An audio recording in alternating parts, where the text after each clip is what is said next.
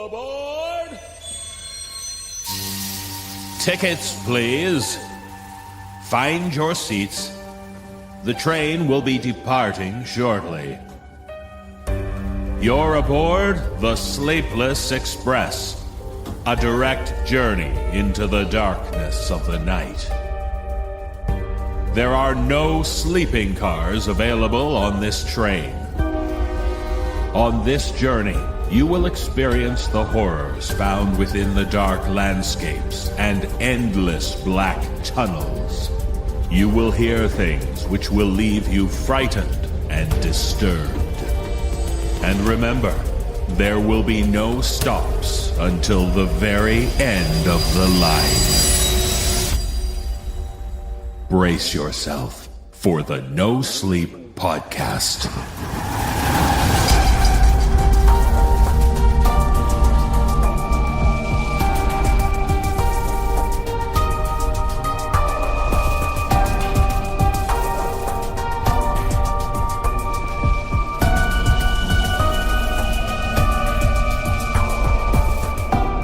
Welcome aboard the No Sleep Podcast. I'm your conductor, David Cummings.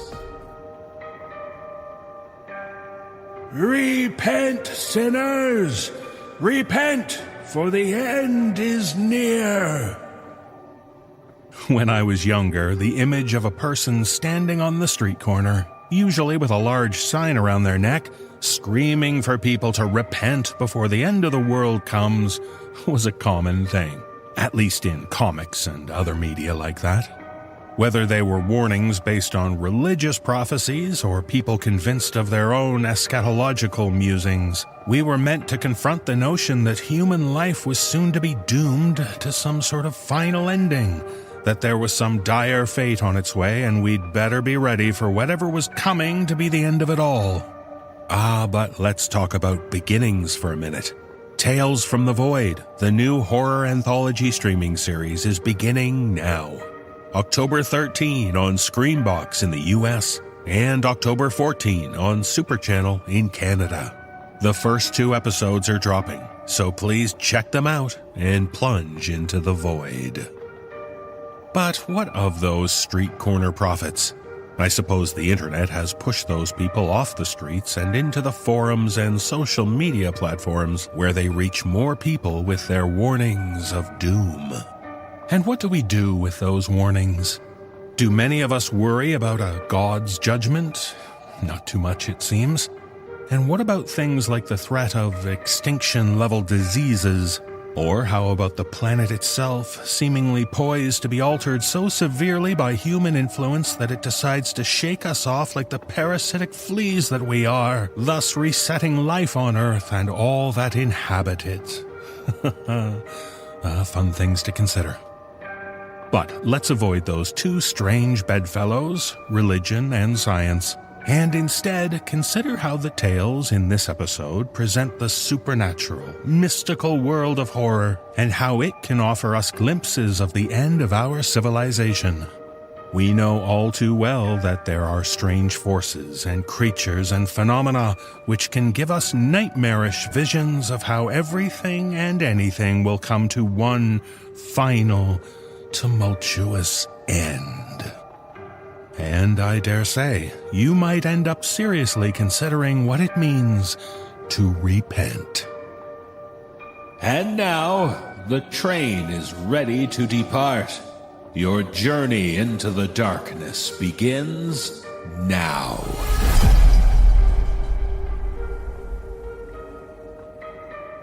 In our first tale, we meet Landry and his granddad. They're working hard putting up fence posts. Just typical farm work, you ask? Well, in this tale, shared with us by author Ron Fine, those fence posts aren't something so trivial as for keeping cows on the ranch. No, they're meant for something far more ruinous. Performing this tale are Mike Delgadio, Atticus Jackson, and Jesse Cornett. So I don't know what it's made of, but you'll be lucky if you can build a Darrenite fence.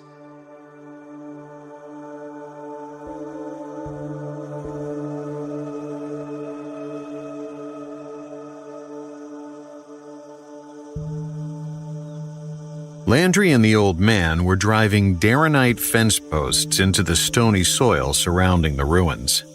Landry struggled with the old man's relentless pace, and he paused to wipe his forehead with a dirty handkerchief. His reddened face glistened with sweat in the desert sun, and his beard itched. How many more of these we gotta do, Grandpa?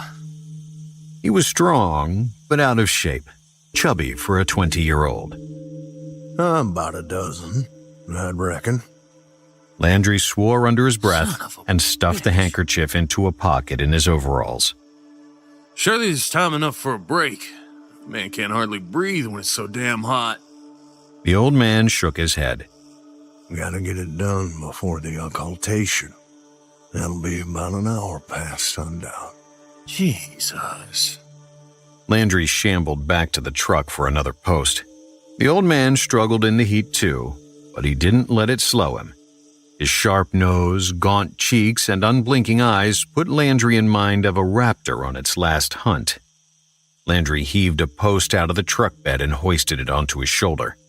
The post balanced precariously, 2 meters to his front and 2 behind. His legs wobbled as he staggered toward the old man. A leathery shadow flitted past the corner of Landry's eye, but when he turned, it was only the heat rising from the desert floor. The old man studied him. You see something? Landry shook his head. Well, watch yourself. You're getting too close to the ruins. The ruins were different from what he'd imagined. Massive, unworked black stones, boulders really, probably dragged over from the jagged cliffs looming nearby, had been piled into walls, with rough cobbles shoved into the gaps. Judging from the wreckage, the walls once towered over Landry's head, but now their tumbled remains crouched near the ground. They were arranged in a strange geometry that Landry couldn't fathom. If they marked the walls of a building, the angles didn't make sense. But if not, what was it? Some sort of shrine? The ruined walls seemed haphazard, built in a hurry and knocked down in a hurry. Still, the air around the ruins seethed with malice. Despite the heat, Landry shivered. Sorry, Grandpa. He backed up and walked the long way around to the next post hole. Earlier, when the sun still laid low, they strung a line marking the post's edges well outside the stone wall's perimeter. Then they pounded stakes into the pebbly, gritty soil to mark the post holes. That was the easy part. As the sun rose and reddened, the pair shoveled out hole after hole, 2 meters deep, until they had excavated a ring of pits surrounding the ancient foundation, connected by shallow trenches. Now, as the desert roasted, they were finally setting the posts. Landry held each plumb while the old man packed the stony soil around its base. Landry knelt and squared his shoulder against the fence post. Why'd you wait till the last day? It's been 19 years since the last occultation. All this time and it comes down to the last day? We could have done this last week when it wasn't so hot. The old man sighed but didn't stop packing soil. I've seen all the planets coming together weeks ago. I felt it too. But I couldn't get approval to use all this Darrenite until the last damn minute. He shaded his eyes against the sun. That was the same last time. The council bickered about how they wasn't even sure a planetary occultation was the cause. Then, when it happened, they didn't have the spine to make the hard decisions. He finished backfilling the hole. Next. Landry rose and returned to the truck. This time, he carefully stepped around the ruined stone wall under the old man's watchful eye. As he returned with the post, a breath of wind licked his neck. A sudden ravenous urge stirred within him, but soon passed. He blinked and shook his head to clear it. Would have been nice for the council to rustle up some guys to help. Oh, better just you and me. Landry crouched and set the post into the hole. Maybe we can leave the fence up till next time. First, see if it works. Last time we used electrified razor wire. Didn't do jack squat in the end. On the night of, it just waltzed right through. But won't the Darrenite work? If a Darrenite fence won't keep it in, ain't much folks can do but cower in the cellar. Was that what the council did last time? Cower in their cellars? The old man stared hard at Landry. Brave words from a wad of spit who was bawling in his diapers last time around. He shook his head in disgust. Well, what would you remember of that night? Mind your mouth, boy. Now let's get this done while we still got light. Landry flushed and focused on the ground. Without warning, the acrid scent of hot tar overwhelmed him. He swung his head left and right, and the air cleared. You all right? Yeah, just the sun. Drink some water. Landry removed the metal canteen from his belt loop. After he'd swigged a warm mouthful, he set his shoulders against the post again. The old man started shoving pebbles around the base. Since you asked, last time around we was all advised to lock in tight. Didn't protect us, though it did muffle the screams. Those it takes outright are the lucky ones. Those it touches but lets live, I don't envy. Some run howling naked into the desert or else die by their own hands within the night. But it's the others you gotta worry about. They can't be left to see the next cycle. He wiped his eyes on his shirt sleeve. It's a mercy to kill them right then, though rare's the man with the steel to follow through. Landry shuffled back to the truck for the next post. He could still smell the salty tang of his own sweat, but the sun had baked his skin dry. As he inserted the new post, he felt obligated to make some sort of comment. This time it'll work. There's nothing alive that can pass through an activated Darrenite fence. It's what ain't alive that concerns me. The old man shoveled in more gravelly earth.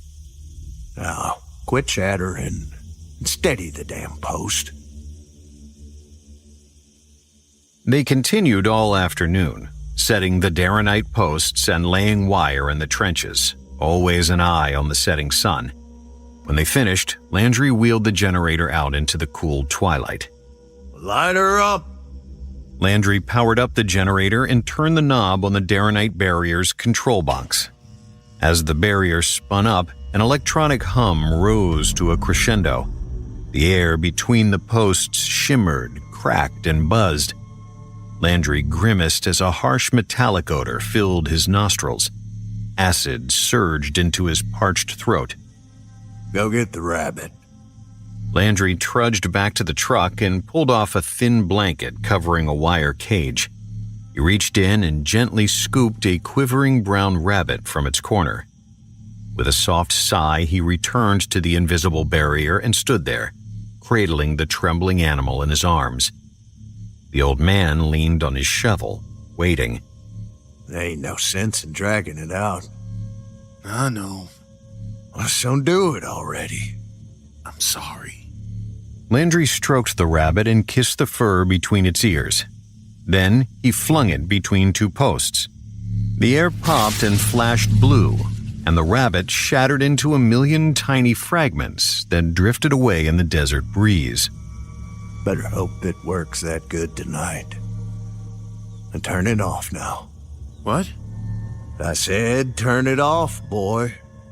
The electronic hum descended into silence as the barrier spun down. In the lilac afterglow of the last light, the old man approached the invisible fence line. Come here. And take a good look at them ruins. Landry shrugged. All right. You felt something here, didn't you? Before. Landry frowned. I'm not sure what you mean.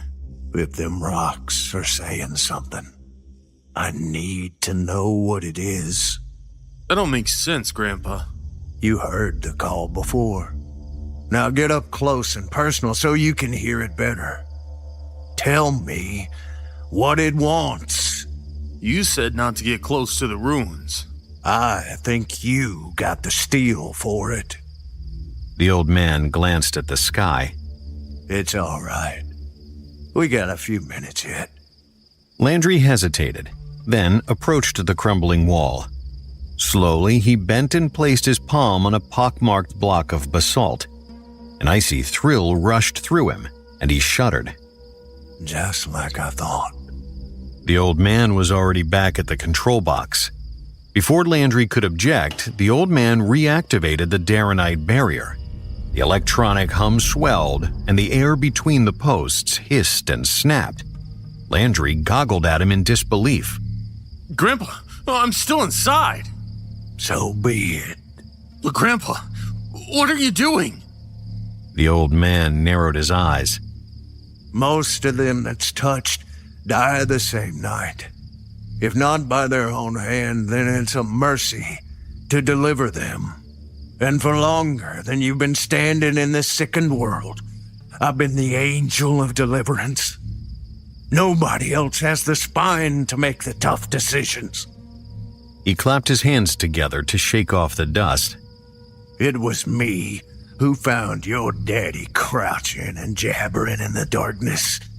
It was me who had to cut him down. I don't understand. But in one matter, my strength failed me. There was one who I didn't have the heart to take. One who was just in diapers. Please, Grandpa. Landry dropped to his knees. Whatever you're thinking, it ain't true. The old man's eyes glimmered in the fading light.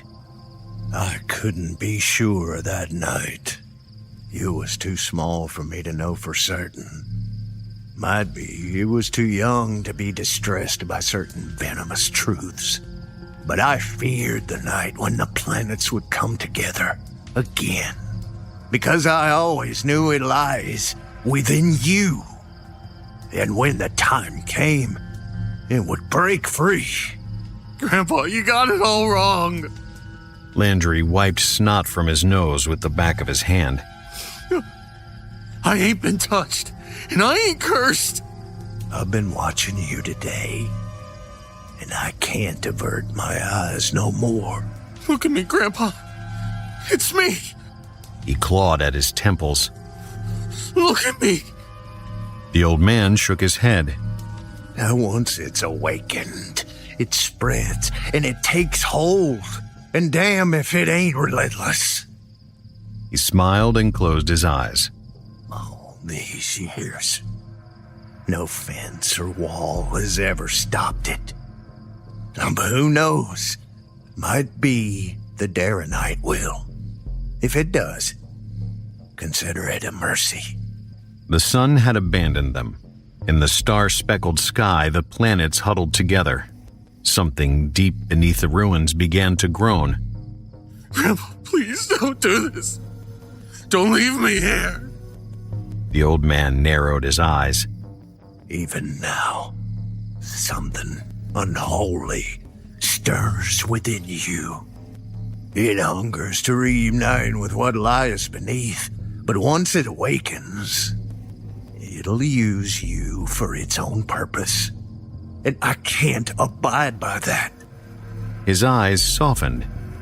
I don't know where you end and it begins. And I sure as hell don't know whether the Darrenite will hold. But I aim to find out. Landry wiped his eyes with his meaty hands. Please, Grandpa. I should have never let it get this far. The truth is, I put you in this position because I lack the spine to make a tough decision. He turned and walked back to the truck. Landry lifted his eyes. The planets locked into place. The occultation was complete. Behind him leered the ruin's yawning maw. A thick, grinding wail emerged from beneath, or was it from within? The truck's receding lights rippled in the starlight, distorted by the sinister barrier less than a meter from his nose. An ululating scream pierced the shadows, and Landry joined it. Or maybe The scream was his all along. There's nothing alive that could pass through an activated Darrenite fence. Landry's eyes darted around, searching feverishly for an escape. But his fear had given way to murderous rage. Something overcame him, and it was him, and he exulted in it. All this time, they thought they could contain him. This time, it was a Darrenite fence. Last time, it had been electric wire. Before that, a series of barriers stretched back into the formless past. A kerosene-soaked wood palisade set aflame as the sun set. A ring of ash blessed by a febrile priest who howled incantations and carved ruins into his own flesh. Once, eons ago, it had been a towering wall of heavy black stones. But none of it worked. He could not be contained. He could not be stopped. It's what ain't alive that concerns me. It would be a mercy to devour the old fool first, but he was in no mood for mercy.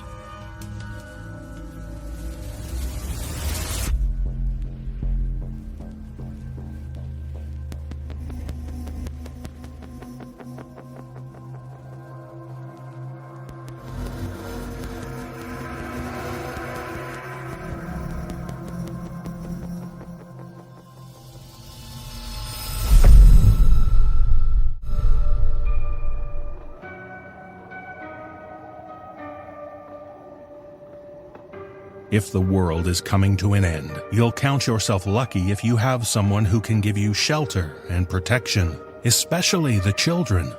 But in this tale, shared with us by author Liz Rosen, we meet a group of people who have escaped to the wilderness to avoid the horrors. But do other horrors exist within them? Performing this tale are Ash Millman, Erica Sanderson, and Mary Murphy. So if you ask them how to stay safe, they will tell you, we hide in the hills.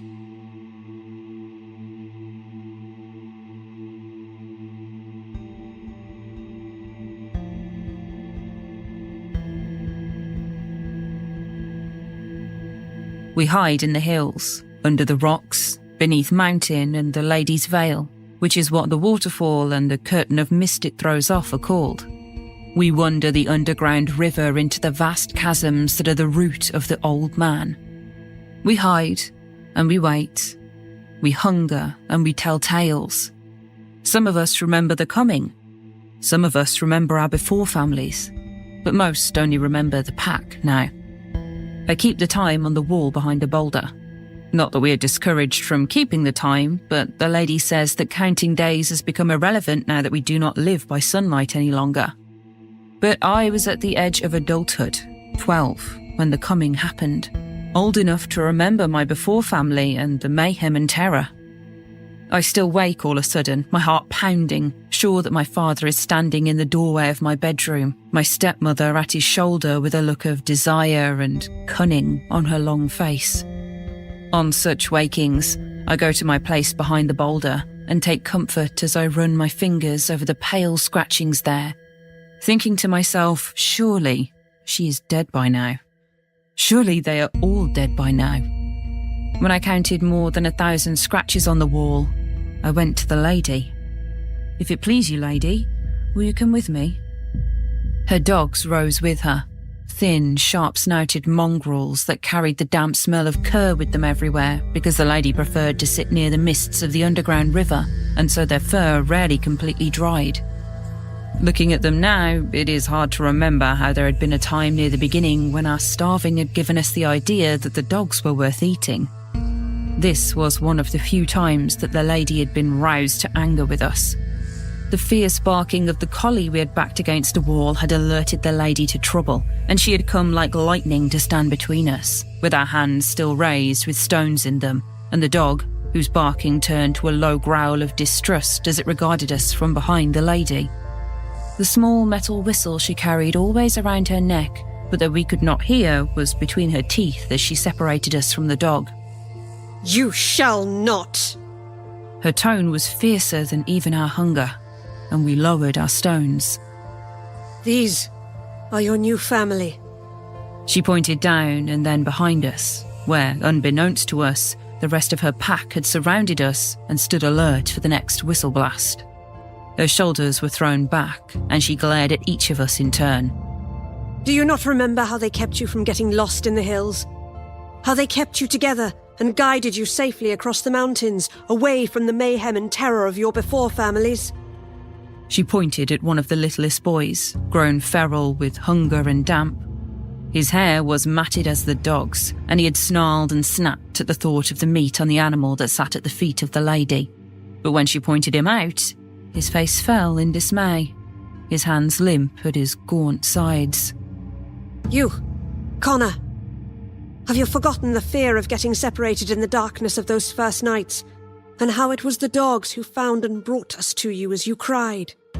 With a wave of her hand, she drew our attention to the bloodhound that stood stiffly in the circle behind us, with its tail erect and ears forward, waiting for a whistle blast to direct it. But lady, we are hungry. As are the dogs. They starve with us. They and we are now part of the same group, each offering our skills to the others. Do they turn against you to eat you for your meat? Do you think they could not if they wanted to? If I let them? I watched the bigger dogs out of the corner of my eye, their teeth visible as they panted and waited. No, it was certainly true that they could have, if they wanted to, or were allowed to. The children shuffled uneasily. Some of the lady's anger had dissipated now, and with it the animals surrounding us also seemed to relax. Many of them sat or lay down to lick their paws or scratch an itch behind an ear. Children, do you forget how they stand and watch over us? The mayhem and terror are never far away, and it is your brothers, the dogs, who make sure we are safe and aware of approaching danger. It is the dogs who run down game for us. I spoke up, guilty but resentful. Lady, the dogs have brought down nothing in weeks. We are starving. What use is escaping the mayhem and terror if we only starve to death in a different place? The lady looked thoughtful. She raised the dog whistle to her lips and blew a silent blast.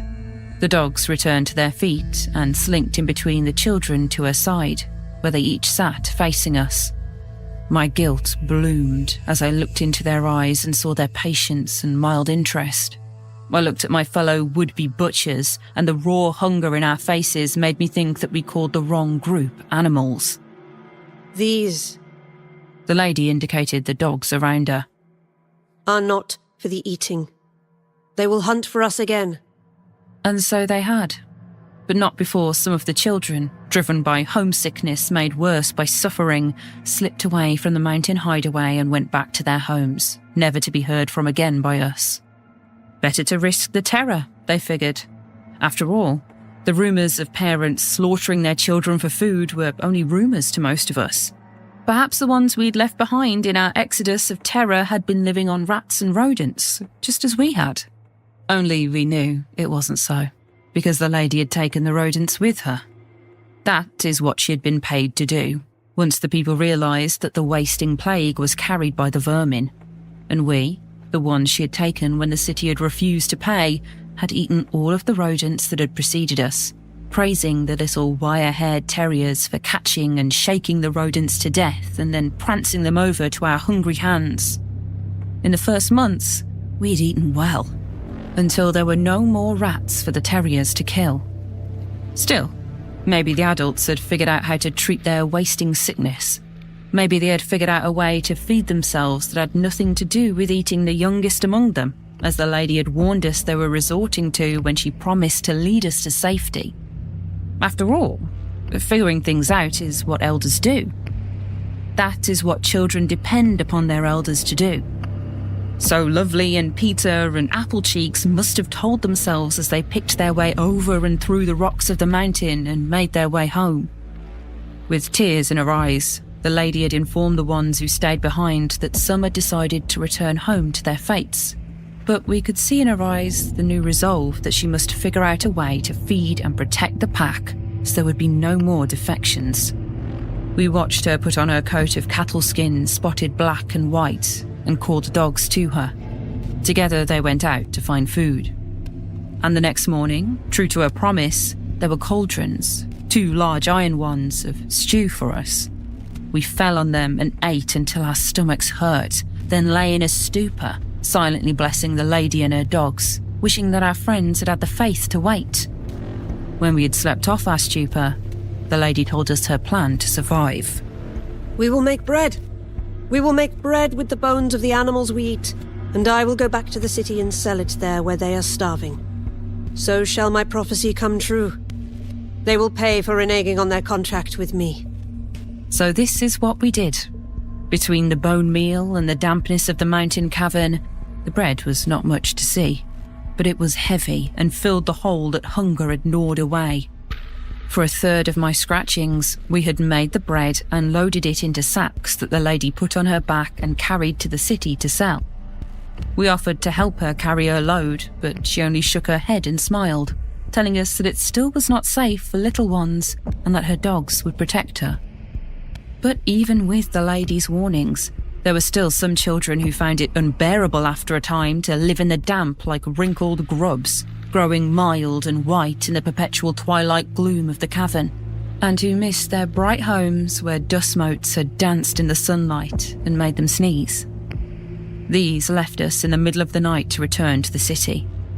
We asked the lady to find out about our friends when she went to the city to sell the bread, and she would return sadly to tell us that she had found little Yvonne's body at the bottom of a chasm as she made her way down Old Man Mountain, or that in the city she had overheard 2 people discussing the meal their neighbours had made of a boy named Trevor, who we recognised as the little one we knew as Applecheeks.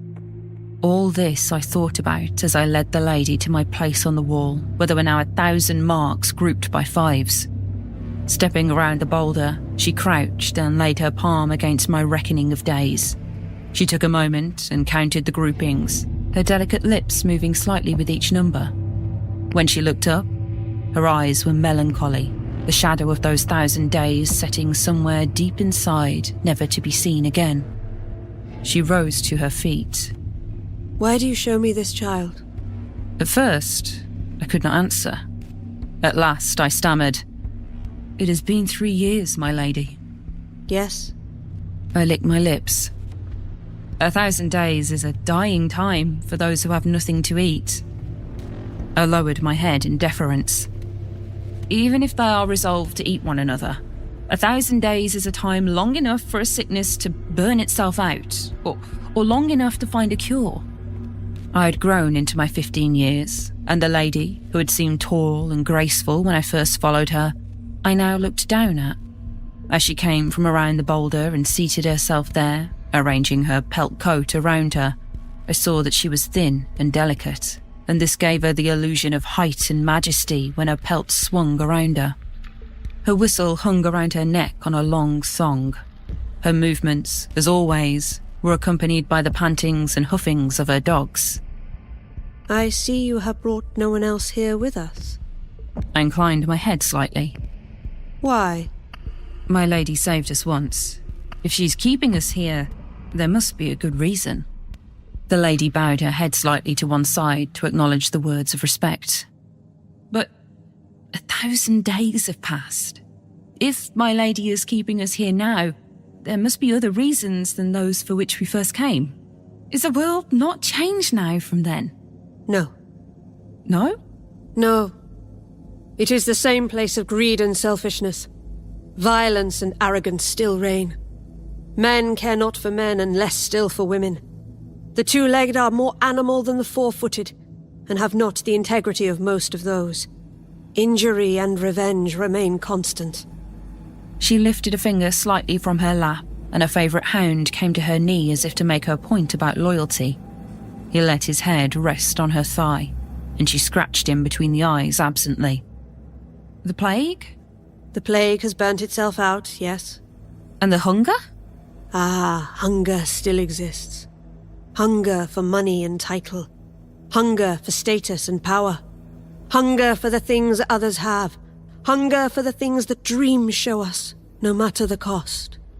Frustrated, I shifted on my feet. 2 of the dogs opened their eyes at the movement. I meant hunger of the belly, my lady.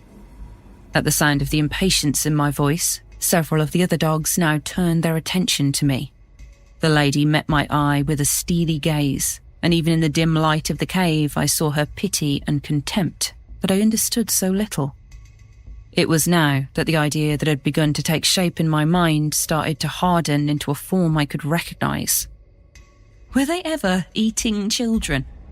Did Applecheeks' family really eat him? The dogs began rising to their feet around me as I could not keep the tremor of outrage from my voice. Her eyes glittered with what for a moment seemed like amusement. Oh yes, there are always a few degenerates to engage in extremes. But we were never in danger. She rose, her shoulders straight, looking in bearing more like a queen than the shepherding girl she once was. Of course you were. Have you heard nothing I said? I swallowed my fear and resolved to finish, praying for the same iron in my voice that I saw in her expression. I want to leave. She inclined her head in agreement. So be it. But you shall leave now while the others sleep. Speak to no one, I implore you. Her face softened as she contemplated the flock she had gathered to her, then hardened as she focused again on me. Do not endanger them with your doubts. She turned her back and stood regarding the marks I had scratched into the wall, but as I moved to go, she spoke once more. I will send one of the dogs with you. She glanced over her shoulder at me with a benevolent smile. For protection. There was no point in objecting. I could only hope. But no. As she blew a command into her whistle, the fawn-coloured mastiff rose to follow me. He was a solid mass of animal. Even the friendly-looking speckles of dark brown and white that ran through his fawny coat could not make him less intimidating. I made to return to the sleeping niche to gather my blanket, but the dog sidled alongside me as we neared the entrance to it and turned his head to watch me. Though he made no sound, I thought it better not to raise his hackles. Instead, as we passed through the various caves where the pack lived and worked, I reached out to one of the work tables, silently taking one of the sharpened flakes of flint into my palm and then hiding it in my sleeve. Long before we neared the entrance to the cavern, the roaring sound of the waterfall that hid the way into the mountain rose around us. The mist collected on my skin, and the violent tumbling of the water into the roiling river before me was a pounding that could be felt in the chest now that I was near to it. We took the path around the back of the falls. I could smell the open air long before we emerged into it. The moon was in a waning phase, and the rocky landscape no more than dim silhouettes of obstacles to evade. In truth, had he not been the ladies, I would have been glad of the dog's company. But my mind was picking through my conversation with the lady as with my hands and feet I picked my way through the rocks and followed the ghostly shape of the mastiff out to the mountains. Violence and greed, she'd said. Injury and revenge. There had been more than one rumour in the wasting time, some about the lady herself. I tried to remember these. The mastiff stopped on the top of an outcropping and waited for me to catch up before leading our way over and alongside the edge of the shale cliff. I remembered the cliff from the climb up 3 years earlier. The lady had cautioned us that we must not approach the edge, as pieces of shale routinely dropped away without warning.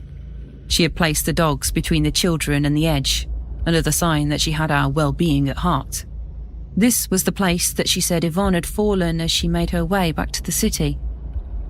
As I crested the top of the rock pile, I began to slide on Lois. I pinwheeled, trying to regain my balance, but lost my footing and fell backwards, sliding helplessly down the side of the hill.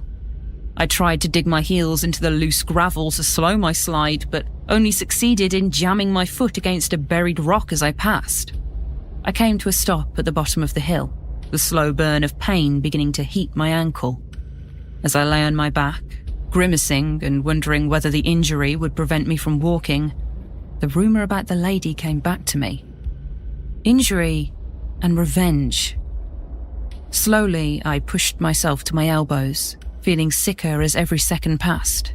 As every second, it became clearer. I stood and tested my weight on my foot. It burned, but I could use it.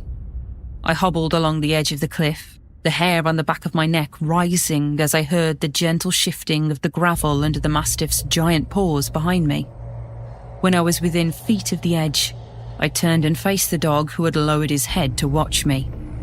I had lost the sharpened flint in the slide down the hill. The dog's sight was no doubt better than mine, and it had no twisted ankle to contend with. I had only one advantage: the dog's bulk. The Mastiff paced closer in the darkness, preparing to attack. I felt him launch himself more than heard it, and saying a fleeting prayer, I threw myself against the side of the mountain and smelled the dank fur as the dog's body passed me. It made no sound as it fell. In the still night, though, the thump of the landing, like a broom hitting a rug, came to me from below.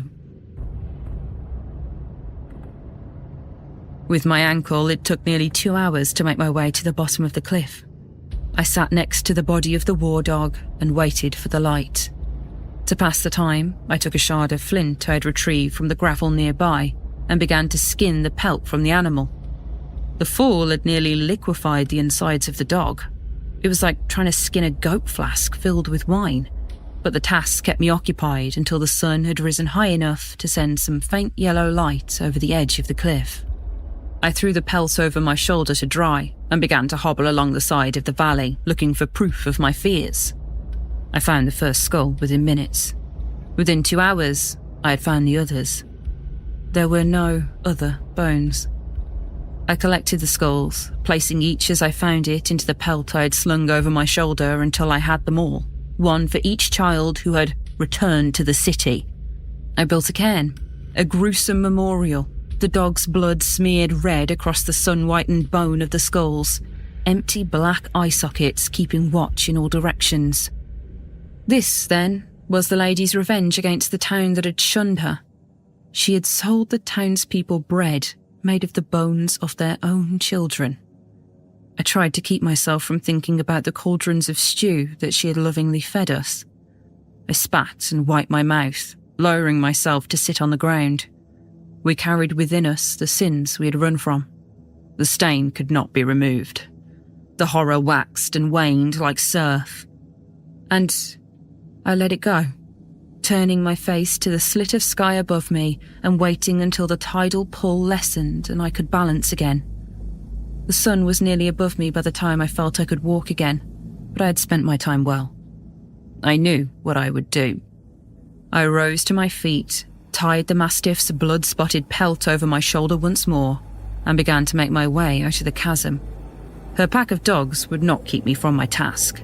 I would find a way to put my flint knife to the lady's throat and slit it. As she said, injury and revenge. And because her own actions were proof of her assessment of the world, I would make it my business to protect the children who had no defence against these dangers. Yes, I thought, as I climbed towards the lady's veil. I would travel the countryside and gather them to me, leading them from the horrors of the world and into the safety of the mountains.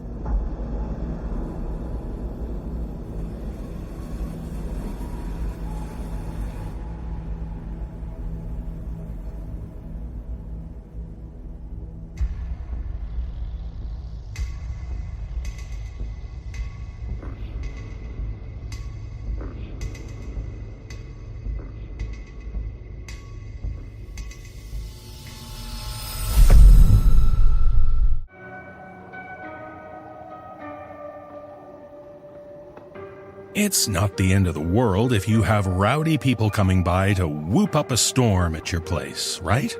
But there are some people even more annoying and threatening. As we'll learn in this tale, shared with us by author Thomas Ha, there are rules one must follow if you're called upon by these very demanding yet demure visitors. Performing this tale are Graham Rowett and Jake Benson. So you'd better learn how to act if you find yourself greeting our quiet guests.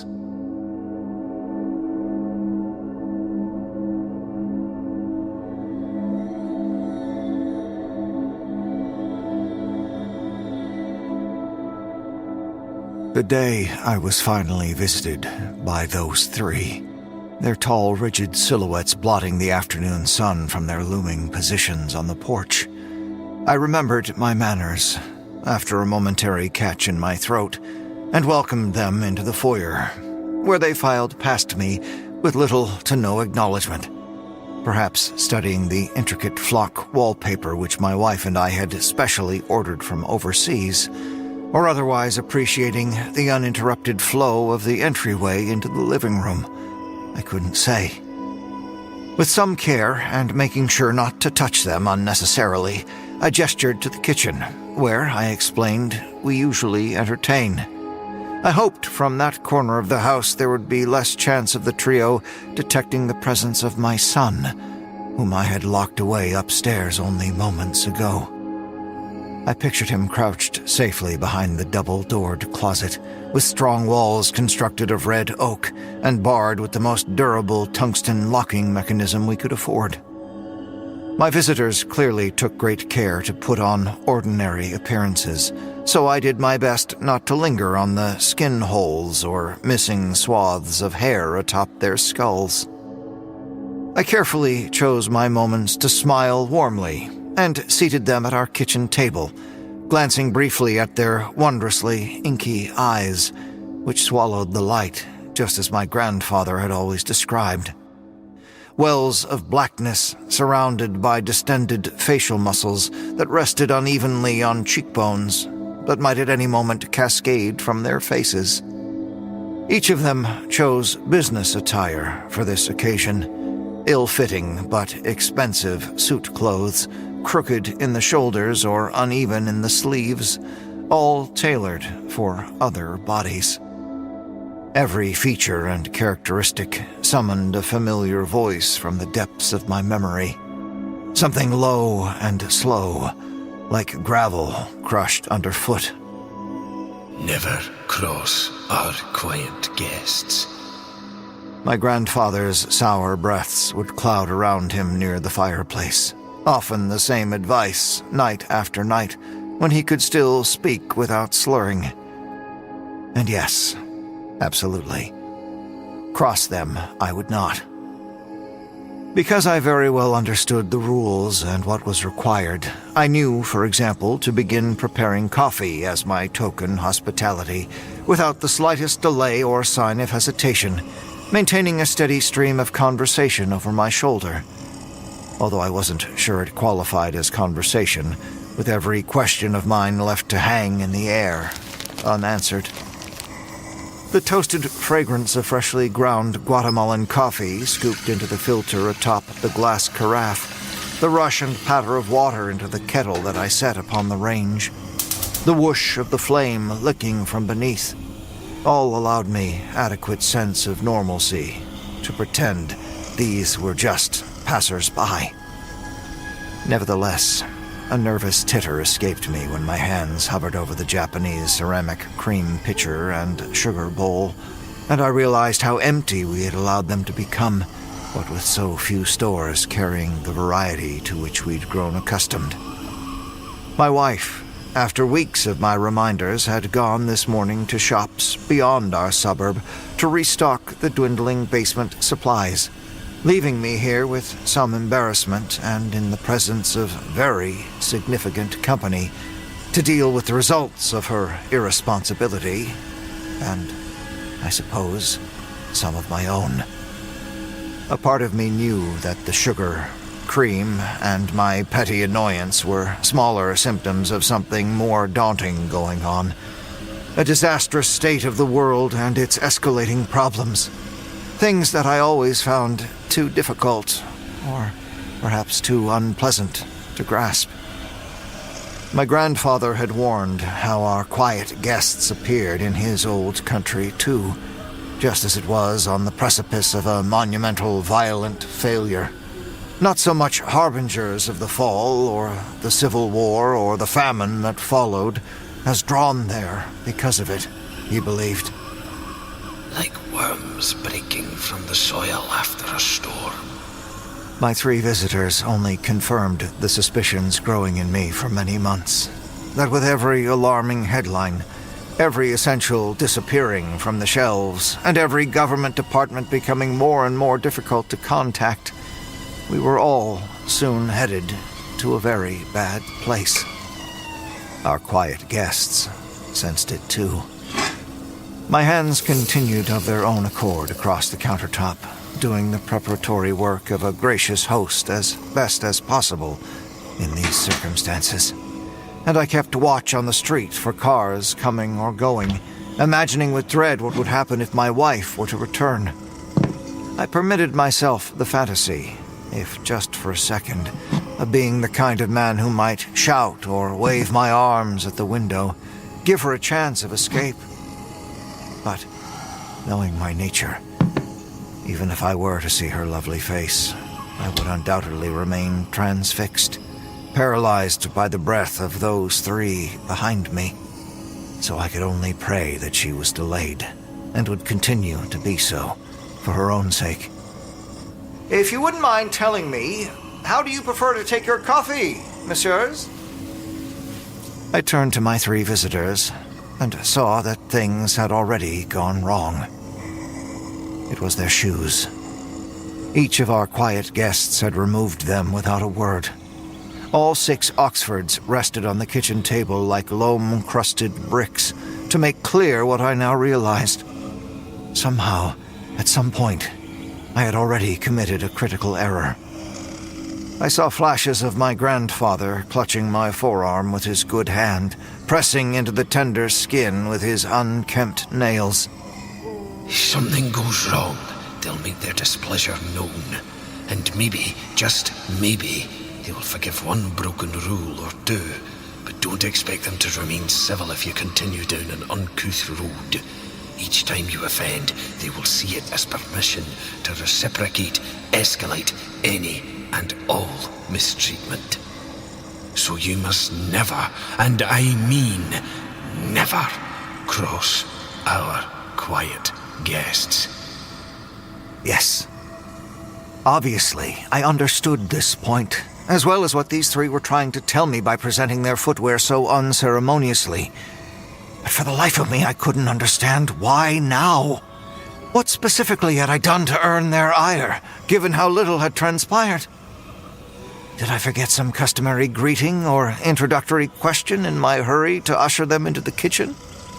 Did I speak incessantly as I prepared at the counter, saying too many things about myself? Or was it more intangible? Something in my tone, too sharp and imperative in offering them seats or in describing the coffee? Or was I so pathetic, so subservient and unctuous that my tenor itself managed to cause offense? Whatever the case, none of the guests reacted to my alarm. They remained in their seats, with black eyes wide and mouths agape, in a kind of excitement. A slight whistling through crooked teeth with soft sighs.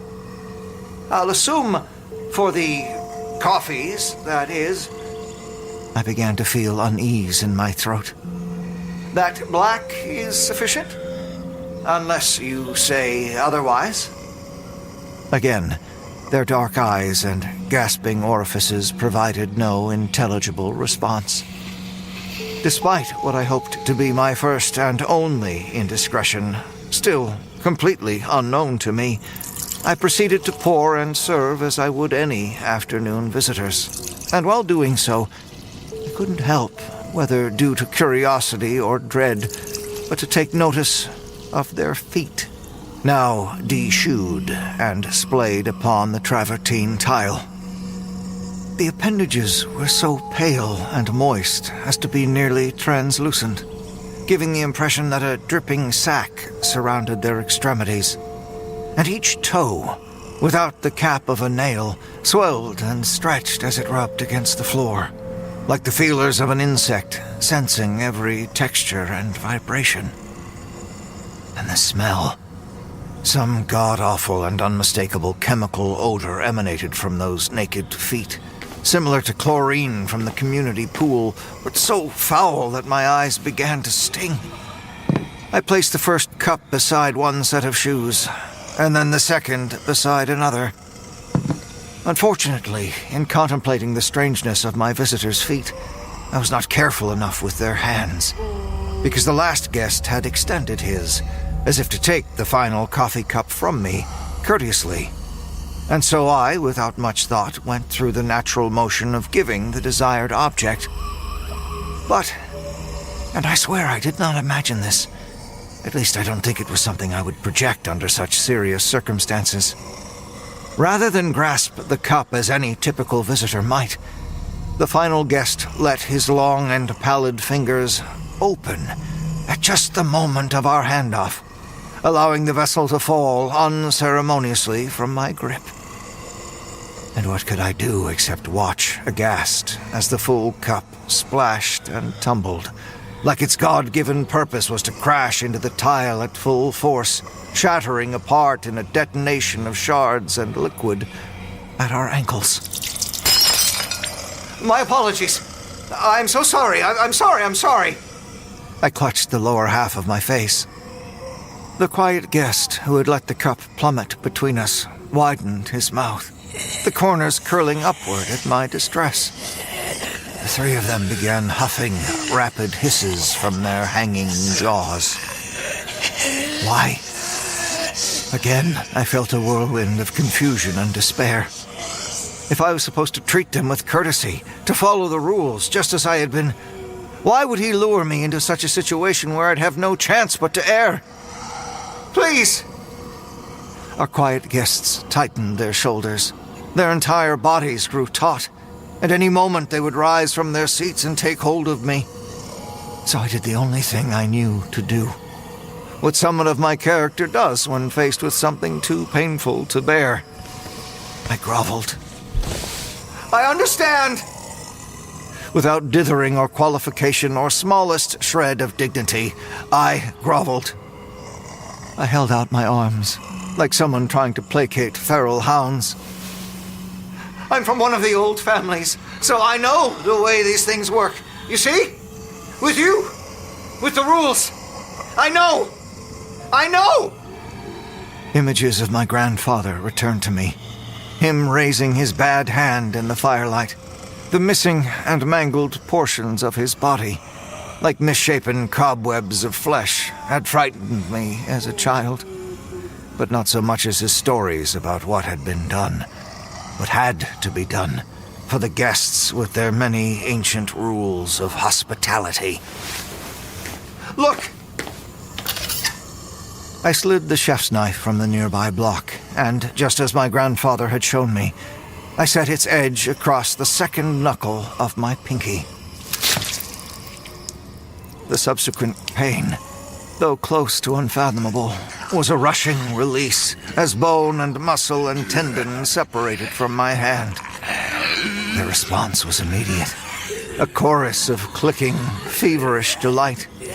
Grunts and guttural trills from the three visitors when I, trembling, picked up the bloody offering and placed it on the table where the shattered cup, still at my feet, should have gone. The guest who'd betrayed me with his dexterous trick hovered over the ruby-splashed finger, stretching apart his slackened, spit-lined mouth to permit his true body, long and tentacular, to emerge. The distorted muscles along that fleshy extension of the guest's form reminded me of a starfish, or maybe a freshwater eel. At the far tip of the frightening form I glimpsed the mouth, a spiraling corkscrew of jagged edges disappearing into the shadowy esophagus. It felt an eternity, but in truth it was very few seconds from the creature's emergence to snapping up my severed pinky with a forceful chitter, to retraction entirely back into the split hole where it hid. The other two guests turned expectantly, their pale hands pawing at the table in frustration and fervor. More. Always offer more. My grandfather had shown me the scars where he'd pried flesh from himself, along the hand and forearm, parts of his calf, and several toes. Until they come, you must always plan to give more. But why? I recalled asking. That just doesn't seem right. It had been the only time, I think, that I'd ever questioned my grandfather's ranting, at least openly and in such a firm manner. Even then it had felt so fundamentally imbalanced, the inherent asymmetry of the rules.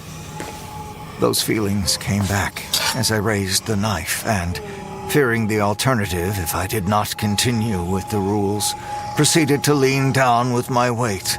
Again. More fingers rolled off the countertop, landing wet and inert on the floor before I brought them to the table and served. Again, those fleshy, bulging guest shapes appeared from those two other mouths, sucking and crunching insatiably. "It's not fair," I had insisted, and I'll never forget my grandfather's face in the shifting shadow and firelight, the lines of aggravation and agony twisting his features, his good hand digging into my arm, that sour breath.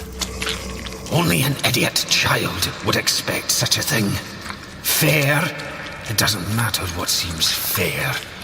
You never cross our quiet guests. Do you understand me? Do you understand me, stupid child? You never cross them. Never!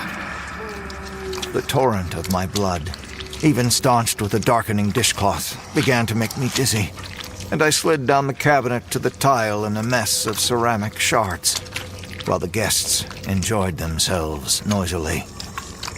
None of it fair. None of it, of course. Yes, grandfather, I understand. But I did my part. Despite my stupidity and hope, I thought he would agree. I did what was warranted to satisfy their needs, and we had reached a point of equilibrium that would bring mercy and departure from my home in peace, as they did in all of the family stories I'd been told. Then came the noise, the thump, and with it a feeling of strange finality, like a gate shutting off a path. Our quiet guests looked, cooled ink eyes drawn to the ceiling, and their gelatinous toes rubbed vigorously against the floor, following the sound to where I already feared it would take them, up the stairs, down the hall, into the far bedroom, and behind thick red oak doors bound with tungsten locks. "No," I think I said aloud, soft and insubstantial, my bloody fist wrapped in dishcloth raised to plea. "No, I have more here to give." But they didn't care for anything I had to say. I watched two of them depart the table and make way to the stairs, while the third guest, the fellow with the trouble holding cups, leaned over me with visible anticipation. As his true self surfaced again from the false mouth and began to chew what was left of my injured hand, crunching to the bone while I sobbed in his shadow, it occurred to me that the rules did not apply anymore here in my home. No, if they even applied at all. The ominous sound of soggy feet pressing onto each stair tread seemed impossibly loud to me. Another, then another, then another in turn. As I lay shivering in sweat, my body entering shock and my wrist disappearing into the writhing guest, I saw my grandfather's face. Not that angry, deformed shape by the fireplace, but cold and still, sallow and caked with powder, set in a dark, silent box. These rules, these ideas about how we ought to be. Maybe they helped that old man live a little longer when guests visited him, but not without cost, and still with the same inescapable end descending upon me. The sound of wet footsteps echoed through our home, and things grew darker when I felt the guest burrowing its spiral teeth into my eye, my face hot and wet. But I listened for the noises upstairs. The creaking of a bedroom door, preceded by cries, shouts for help, screams for father. All I could think, with each second in roiling waves of pain, was the meaninglessness of all that had come to pass. The rules had served no purpose that I could understand, other than to hinder the will of these beings and their hunger, which I finally understood could never be sated. I was sure that no matter what I did now, no matter how I begged or pleaded or paid with politeness, I was already a dead man. What with the rending of my body? Just a transitioning corpse, set for the same kind of box as my grandfather before me. My thoughts drifted back to my wife. Her lovely face somewhere out there, bargaining for supplies as the world came undone. Things crumbling everywhere we turned. The terrible conditions that drew our quiet guests to us in the first place. Oddly separated from what I was enduring, I was forced to consider the greater ruin coming that would encroach no matter how many trinkets and fineries and comforts we surrounded ourselves with in this little home. And as I considered the truth of where it was all undoubtedly going, something peculiar occurred while I lay there with my face being chewed away. In my fading belief that I and my family and the world would continue, it felt our quiet guests had given me a gift. One last thing to appreciate before the end that I saw so clearly. If I was certain to die, no matter what I said or did, no matter what rule I followed or disregarded, then I was now finally unburdened by hope and free of the fear, so familiar and close, that constantly followed in its wake. These half-reasoned notions spun messily in my mind, while my blood splattered across my face and the cabinets and the flock wallpaper. It all spun and spun, this way and that, as I reached delicately to a shard of broken coffee cup on the tile. For once, there was no thought, no plan, no preconceived ideas of my actions or the outcome. I drove the sharp ceramic fragment deeply into the soft, moist matter of the creature's sensitive foot. The guest detached, and his dripping self flopped and trilled wildly in the air, but not too fast for me to grab his true throat and lock him close between bicep and maned forearm. My good hand spidered aside to pick up the chef's knife from the bloodied tile, and I plunged the point into him. Mucoid fluids rained down as I sawed fervently, separating the soft snail guest from its man shell. And when the snaking creature was eviscerated, the suited body fell against my chest with the unmistakable flaccidity of the newly dead. The other guests upstairs did not react. They battered against those red oak doors. I listened carefully to each thud as I dragged myself upright and pulled my soon-to-be carcass up the stairs with the last of my strength, step by step. It all seemed so comprehensible for once. The commands and etiquette I'd been taught all fallen away, and my knife still slick from blood that did, and did not, belong to me. I was never going to survive to see a better end, with the guests or with this world. I accepted and understood that. Whether my boy would be fortunate enough to live through the horrors to come, or especially if he would not, all that I could do for him, all that I could show him, was that I did not collapse inwardly without struggle in those final moments, that I did not leave him crying out for me in the darkness, all alone. The afternoon light from the bedroom window warmed my bloodied cheek for a moment as I watched the blurred, hungry shapes crash against the splintering red oak doors. I gathered what remained of me and raised the dripping knife so that my son would know. I tried something in the end. I tried something. I tried!